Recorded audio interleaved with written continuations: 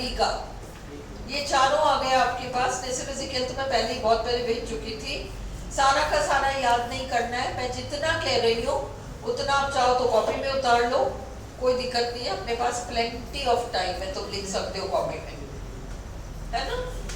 अब सबसे पहले निसिम इज़ेकियल यहूदी है, जू JEW यहूदी है। 1924 से उनका 2004 तक का लाइफ स्पैन रहा है। बॉम्बे यूनिवर्सिटी में इंग्लिश के प्रोफेसर रही है। Okay, was an Indian Jewish poet, actor, playwright, editor and art critic. He was a foundational figure in post-colonial India's post-colonial India का मतलब जब अंग्रेज भारत छोड़कर चले गए, हाँ, कॉलोनी थी इंडिया, उपनिवेशवाद वगैरह, कॉलोनी थी इंडिया, और जब अंग्रेज भारत छोड़कर चले गए उसके बाद वही वीडियो क्या नहीं, उसके बाद पोस्ट कॉलोनियल इंडिया के लिटरेरी हिस्ट्री में एक बड़ा नाम है, specifically for Indian poetry in English, Indian poetry in English. Pramila, तुम्हें दिख नहीं रहा तो तुम शिव के पास आ जाओ, तुम्हें दिख नहीं रहा तो तुम इधर आ जाओ, if you are not comfortable. But Pramila तुम उस तरफ जाओ, शिव को इस तरफ आने दो। Come out, you going. अब इंडियन पोइट्री के लिए ये फेमस है, यहूदी है, या ये लिखो, he was awarded the साहित्य अकेडमी अवार्ड, उन्हें साहित्य अकेडमी अवार्ड प्राप्त हुआ in 1983 for his collection Latter Day Psalms। इस रचना के लिए letter, LATTER, letter day, phone भी खोल कर रख लो ताकि जल्दी से उतार लोगे।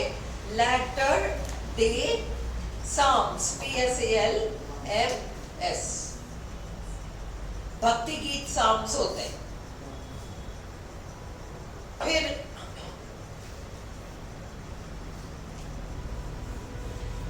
यहां पर आओ, Ezekiel enriched and established Indian English language poetry through his modernist innovations and techniques। आधुनिक शैली में इन्होंने पोइट्री में एक नया स्टाइल इंट्रोड्यूस किया, which enlarged Indian English literature,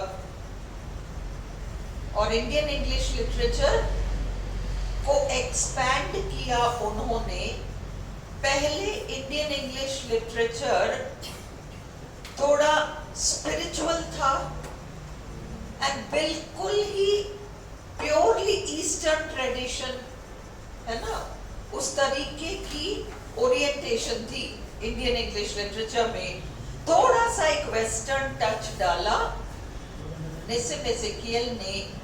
भारतीय माहौल का वर्णन करते हुए भी उन्होंने एक वेस्टर्न टच डाला। मैं आपको एक उदाहरण देती हूँ। नाइट ऑफ द स्कॉर्पियन करके निसिम इज़ेकियल का बहुत फेमस पोएम है, आप सबको पता है उस बारे में, है ना। अब उसमें क्या है, एक गांव का वर्णन है।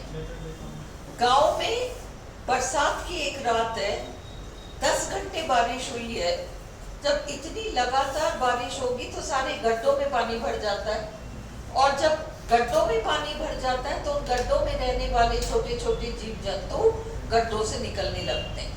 बचने की कोशिश करते हैं। ऐसे में एक बिच्छू निकला और वो बिच्छू निकलकर हमारे पोएट के घर के अंदर घुस गया और हमारे कवि की माँ को उसने डंक मारा। तुम सबने पोएम एक्चुअली सुन रखी है, but I am only telling you कि इसमें वो कैसे उन्होंने वो थीम को एक्सपैंड किया है। तो वो डंक मारा और फिर चावल की बोरी के नीचे वो बिच्छू जाकर छुप गया। उसको पता था अब मारेंगे मुझे, तो वो जाके छुप गया। अब वो माँ तो करा रही है दर्द के मारे, चटाई है और उसमें वो पड़ गई और वो करा रही थी। गांव वालों को पता चला, अंधेरी रात है, बारिश अलग हो रही है, तो वो लालटेन लेके ऐसे हाथ में लालटेन पकड़ के, है ना, और वो जब अंधेरा होता है लालटेन की लाइट है यूं है, लालटेन कैसे यूं पकड़ते हो क्या? लालटेन एक हाइट पे पकड़ते हैं, तो वो जो एक इमेज पड़ रहा था ना मिट्टी के वो कच्ची दीवारों पर, वो ऐसा लग रहा था जैसे ये लोग खुद ही बिच्छू ही हो, ये बड़े बड़े बिच्छू हो। यूं बिच्छू का जो फ्रंट होता है यूं कर्व्ड रहता है, ओके, और ये लोग आए उधर घर के अंदर, सारे गांव वाले इकट्ठे हो जाएंगे, सब अपने अपने नुस्खे देंगे, ऐसा कर लो, वो पीस लो, वो कूट लो, वो पिला दो, वो घोट दो। और हद तो तब हो गई जब किसी ने कहा ओझा को बुला लो, वो भी हो गया। और हद तब हुई जब ये सुझाया गया कि काम करो, यहाँ जो जहर है ना इसमें मिट्टी का तेल डाल के और तीली लगा दो। अब ये सारा चल रहा है, ये सारा चल रहा है ना, और बातें अलग चल रही हैं। गांव वाले कह रहे हैं ये तुम्हारे पिछले जन्म के कर्म है, कोई बात नहीं, भोग लो, है ना। और जोर से करती है तो वो कहते हैं कि इस जन्म में भी जो तुम पाप आगे भी करोगी ना, उन सब का भी हिसाब हो जाएगा इस दर्द में। वो और ज्यादा उसको तकलीफ होती, तो कहते हैं अगले जन्म में जो तुम पाप करोगी ना, उसका भी हिसाब अभी हो जाएगा। उसको और तकलीफ होती है, तो कहते हैं दुनिया में देखो अच्छाई और बुराई का एक बैलेंस तो रहता है, तो तुम इतनी तकलीफ पा रही हो ना, तो दुनिया भर के लोगों के जो पाप का वो है ना, वो ही कम हो जाएगा। सारे वो करा रही है दर्द के मारे।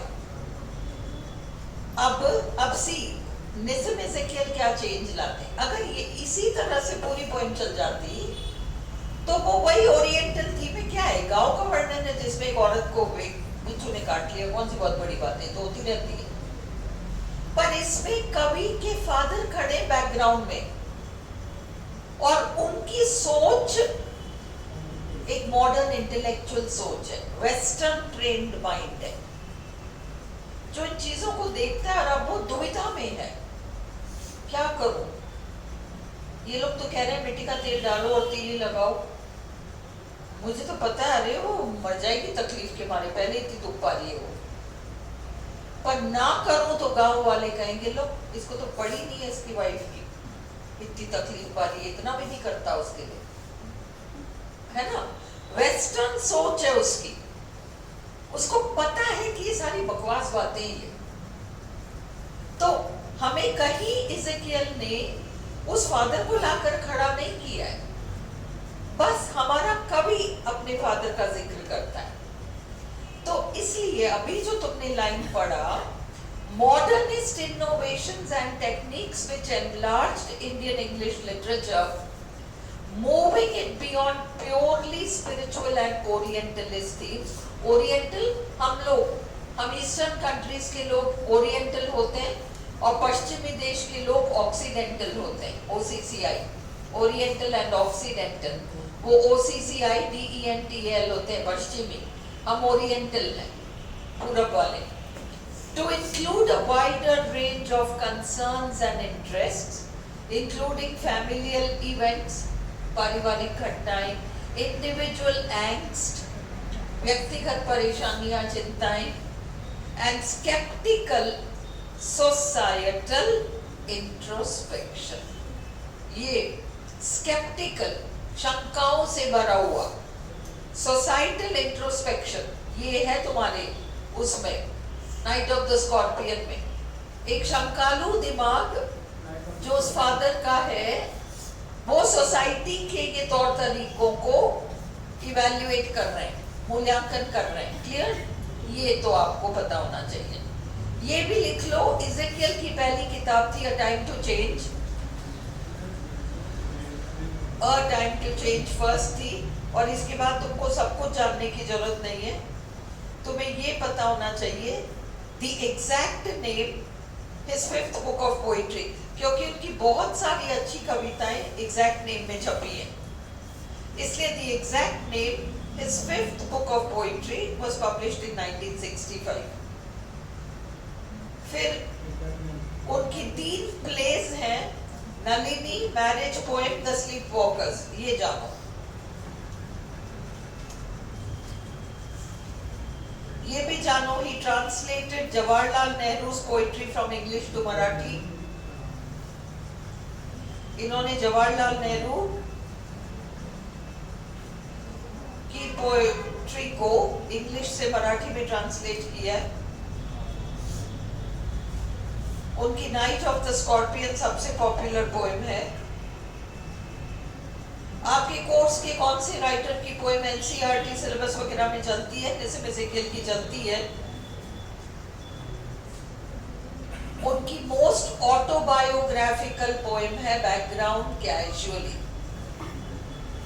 आत्मकथा के रूप में लिखी गई कविता है बैकग्राउंड कैजुअली।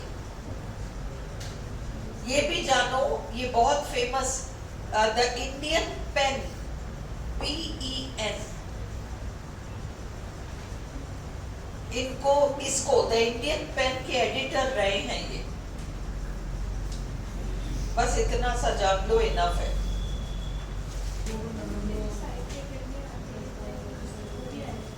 हाँ? हाँ, क्यों नहीं आ सकते? क्यों नहीं आ सकते? राइटर स्पेसिफिकली आपको दिया इसलिए ना, इस राइटर के बारे में थोड़ा बहुत तो इतना सा जान लो। साहित्य अकादमी अवार्ड विनर है, एग्जैक्ट नेम 1965 है। अभी भी डिफिकल्ट लग रहा है क्या याद करना? हाँ? अगर लग रहा है तो फिर मैं ये जो अंडरलाइन करा रही हूँ सबको मैं एक जगह लिख के फिर तुम लोग को जाते जाते 2-3 दिन रिवाइज करा दूँ। अगर ऐसा होगा तो बहुत ज्यादा मुश्किल लगेगा, देख लेना, कोशिश करो, और बहुत टफ लगे याद रखना तो बता देना। चलो, Ruskin bond, Ruskin Bond, born 1934, is an Indian author. उनका पहला नॉवेल था the room on the roof, room on the roof. 500 से ज्यादा कहानियां, निबंध, उपन्यास सब मिलकर लिखा है। मोस्ट इंपॉर्टेंट आपको जानना है, चिल्ड्रंस लिटरेचर के राइटर हैं ये। रस्किन बॉन्ड यानी चिल्ड्रंस लिटरेचर, 64 बुक्स लिखी उन्होंने। इनको भी साहित्य अकादमी अवार्ड मिला है। कौन से राइटर को साहित्य अकादमी अवार्ड नहीं मिला? 4 राइटर्स को दे दें, you should know. Most of them को मिला है, ज्यादा हेडिंग नहीं है। He was awarded the साहित्य अकादमी अवार्ड in 1992। इनको पद्मश्री भी मिला है 1999 में, और पद्म विभूषण भी मिला है, और वे मसूरी में अभी भी रह रहे हैं। Most of his works are influenced by life in the hill stations। पहाड़ी जीवन का वर्णन करते हैं, चिल्ड्रंस लिटरेचर है। At the foothills of the Himalayas where he spent his childhood। Room on the roof इनका पहला नॉवल है। किस पर आधारित है? Experiences at Dehradun, in his small rented room on the roof and his friends. ये इस वाले नॉवल का के बारे में जान लो। उनका सबसे पहला चिल्ड्रंस लिटरेचर था एंग्री रिवर।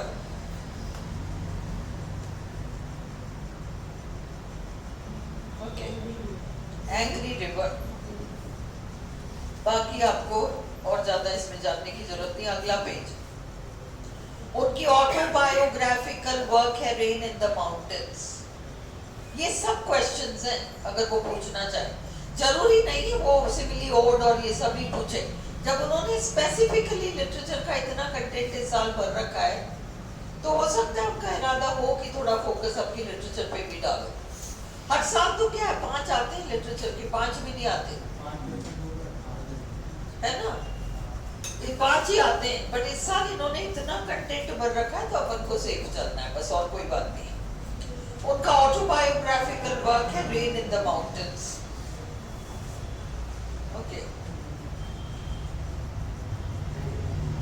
फिर आगे और क्या है, रूम ऑन द रूफ का तो आ गया पूरा, and his yearning to come back to India, particular to Dehradun वापस लौटने की। It also tells a lot about my parents and born. The book ends with the publication of my first novel and my decision to make writing my livelihood. ये underline करो। Basically it describes how I became a writer. मतलब कौन सी रचना है Ruskin bond की जो इस बात का वर्णन करती है कि वो लेखक कैसे बने। कौन सी रचना है रस्किन बॉन्ड की जो इस बात का वर्णन करती है कि वो लेखक कैसे बने, वो है आपका रूम ऑन द रूफ। फिर ये बाकी इस पेज में छोड़ दो, ऊपर का हिस्सा इंपॉर्टेंट था। बताओ अब नेक्स्ट आपका करना है आज या बंद कर दे, कल करें? हाँ नहीं फोनेटिक्स करना है, फिर तुम लोग कहने लग जाओ। फोनेटिक्स करना है तो तुम चाहते हो मैं कंटिन्यू करूं तो मैं तुम्हें आज के आज याद करना पड़ेगा, बस ये याद रखो। तुम चाहोगे तो मैं तो करा दूंगी। हाँ चलो ठीक है, अरुण को लट कर और फिर अरविंद डी का भी कर लो। फिर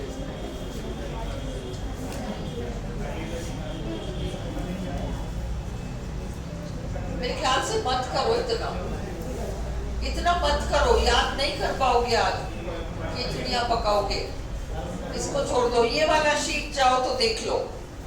1558 to 1603 एलिजाबेथन एज ये है तुम लोग के पास, जिनके पास नहीं है लिख लो कॉपी में, जो इम्पोर्टेंट है कम से कम वो तो लिखो।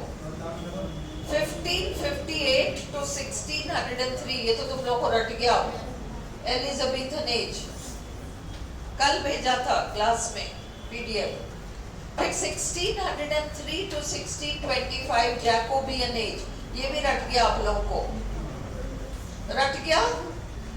किसको याद है जैकोबियन एज क्या था? James the first, very good. James the first of England, James the sixth of Scotland, very good. फिर 1625 to 1649 Caroline age. Caroline age किसका काल था? ये किसका काल था? हाँ Charles the first, Charles the first. और इस एज में कौन से महान कवि आ गए थे? नो शेक्सपियर कब्र में पलट जाएगा शिवानी अगर तुम कहो कि कैरोलाइन एज में आ गया। वो कहेगा मैं तो कब का मर गया, मैं तो 1616 में ही मर गया था। 1616 वो तो जैकोबियन एज में मर गए। मिल्टन की कट्टर दुश्मनी थी चार्ल्स द फर्स्ट से, मैंने बताया था आप लोगों को, और वो राजा के खिलाफ बहुत सारा लिखता था। मिल्टन आपका कैरोलाइन एज भी है, मिल्टन आपका कॉमनवेल्थ पीरियड भी है। कॉमनवेल्थ पीरियड क्या था? 11 साल का वह समय जब 11 साल का वह समय जब इंग्लैंड में राजा का शासन नहीं था, पार्लियामेंट का रूल था। राजा का शासन नहीं था, है ना। राजा वो जो किंग वाला मोनार्क वाला जो राजतंत्र जो है वो खत्म हो गया 11 साल के लिए। वापस कब आया? 1660 में। उस पीरियड को क्या कहते हैं? रेस्टोरेशन। रेस्टोरेशन में क्या रेस्टोर हुआ? रेस्टोरेशन में क्या रेस्टोर हुआ? हाँ? अरे रेस्टोरेशन, ये राम, मैंने कम से कम 3-4 बार क्लास में उसको सुनाया है तुम लोगों को कि चार्ल्स द सेकेंड को वापस बुलाया गया फ्रांस से। मैंने डिस्क्राइब कितनी बार कराया है कि वापस फ्रांस से बुलाया गया और सिंहासन पर बिठाया गया और कहा इसको कि अब तू जबरदस्ती प्रोटेस्टेंट बन जा, तो हम तेरे को राजा बना देते। तो 1660 में वो राजा बना दिए गए थे ना।